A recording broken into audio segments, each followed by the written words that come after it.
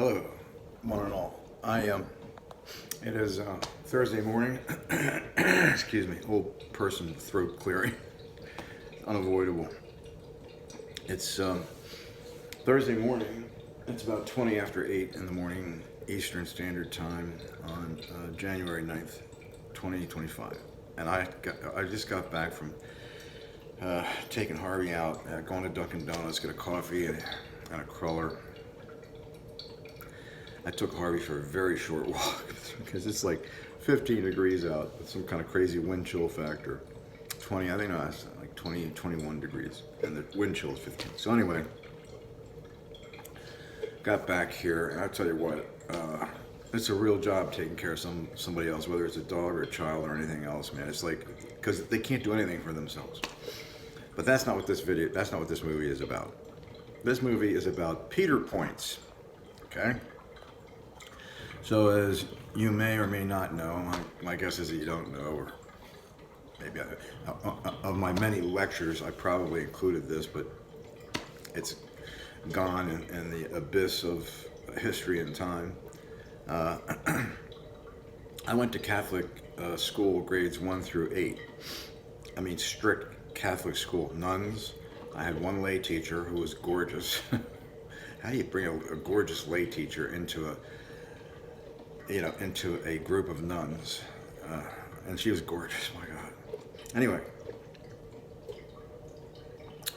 so that was third grade though, okay? So third grade, as Martin can attest to, is a critical turning point for all youth.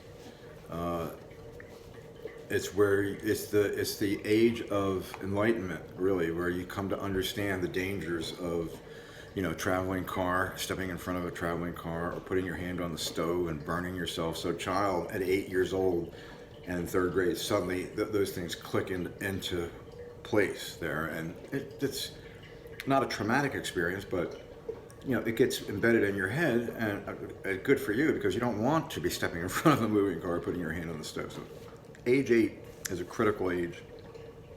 I informed all of my children about the birds and the bees at age 8. And I wish that I had had the same thing, but I didn't. So anyway, Peter points. When you're raised as a Catholic, strict Catholic, there's this whole thing about religion, or whole thing about confession, right? You have to go to confession. And they get you going to confession in third grade, or second or third grade, I forget which it was. I think it was, and there's this ritual that you have to go through. You have to recite this introduction of yourself to the priest behind the dark box, the dark screen. Bless me, Father, for I have sinned. It has been 3 months since my last confession. Here are my sins. You give him the sins, and he says, okay, your sins are forgiven, but you have to go out and say penance. You have to do 10 Hail Marys and 10 Our Fathers. Well, there goes my furnace making a noise again. How about that? Not a good sign when it's 21 degrees outside and your furnace starts making a weird noise. Not a good thing. Anyway, so they didn't teach Peter points. They didn't teach this image of St. Peter, but you can't help but see it if you're reading it in a magazine or anything, any kind of book. Maybe they did. I don't remember exactly, but you get this idea of dying and you go to heaven, or you die and you go towards heaven, but you have St. Peter is at the pearly gates of heaven. And he's at a lectern stand, with a ledger and a pen. It looks very studious and very wise-looking guy. He's got long white hair, long white beard, and so he has on this ledger. He has your whole life there, and on one side are the bad deeds, and on the other side are the good deeds on a vertical ledger. So it's divided in half: good deeds, bad deeds. All of the good deeds are Peter points. All the bad deeds are a minus a Peter point. Almost like counting cards in blackjack in a way. So he counts up all your Peter points that you were awarded and all the ones you lost. And if you have more good Peter points than the ones that you have lost, you get into heaven. If you have less Peter points, you're either going to go to limbo, purgatory. That's known as purgatory in religion speak. Either go to purgatory, or if you're a really if you've got all bad Peter points and no good ones, you might go to Hades.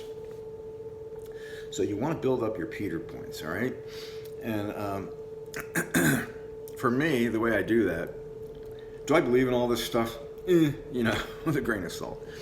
But you know, it seems like the more you give in this life, the more you get. You know, you get as much as you give. So Peter points is to that ideal and that goal of giving more than you get in this life. Not easy. Nothing simple or complacent or easy about that, because you're challenged all the time with situations that are frustrating, that are aggravating, that can, you know, play on your emotions and stuff. So today I went to, on such a cold day, I had a rough beginning because I had to get Harvey out, and he had been out all night and he had to pee really bad. And then he doesn't like going in the cage in the car anymore, man. He's got a problem with that. And he starts crying and screeching and stuff just because he's in the cage in the car. I'd like to think there was another reason, like he had to, you know, take a poop or a pee. But he peed, and then when I brought him back to the car, this is incredibly freezing temperatures. He didn't want to get back in the car, so I thought, oh, maybe he has to poop. So I walked him around this place for another 7 or 8 minutes, and he didn't poop. He's sniffing around, and I'm freezing to death. I really am. So I bring him back to the car. He peed, he didn't poop. Get in the cage, he starts crying right away. We get on the road, we go to Dunkin' Donuts, we get our coffee and our donut, our cruller, and we're driving, and he starts crying again. Well, anyway, so I'm driving back to where we walk in Tidings Park. Amanda and Alex, you were there. And I park, what happened? Oh, I have to go by the high school. And today's the first day the high school's been open. It's been closed, but today it's open. And I'm driving in front of the high school, and there's a line of cars waiting to get out on the road that I'm on from the high school. And there's this one car holding up the line that's trying to make a left-hand turn. But the line that I'm in front of, or behind of, they're all making left-hand turns in front of this car. I'm sure you're familiar with this scenario. If you're waiting to take a left-hand turn and somebody comes up and they're going to make a left-hand turn, they feel it's their right away to turn in front of you. Maybe it is, maybe not, but that's the way it goes. So this guy's waiting, and one car after another is turning in, you know, just not letting him in, turning in front of him, and he's got his left-hand turn signal on, and there's like a line of cars behind him. So I get there, and I know the guy behind me is going to be pissed, but I flick my lights on this guy to let him go out in front of me, and he goes. And then I'm looking over my shoulder in the rearview mirror as I go forward. That's one Peter point for me. And behind me, I noticed that line of cars, there was like 6 or 7 of them waiting to make a right-hand turn, but they had to wait till this guy made his left-hand turn. So that 7 cars got to get out of there right away because I let this guy out. That's 8 Peter points for me. But, you know, in jest, okay, a lot of this is in jest. And, you know, with tongue-in-cheek, a little, you know, but here's the deal. It's a good idea to get some Peter points because you're going to feel better about yourself that way. And that's something I strive to do. I strive to feel good about something that I've done in any given day. And I know today I did something good for those people that were waiting to get out of the high school by letting that guy out in front of me that was holding up that line. That's a good thing to do for other people. Do you get any credit for it? Yeah, you get Peter points.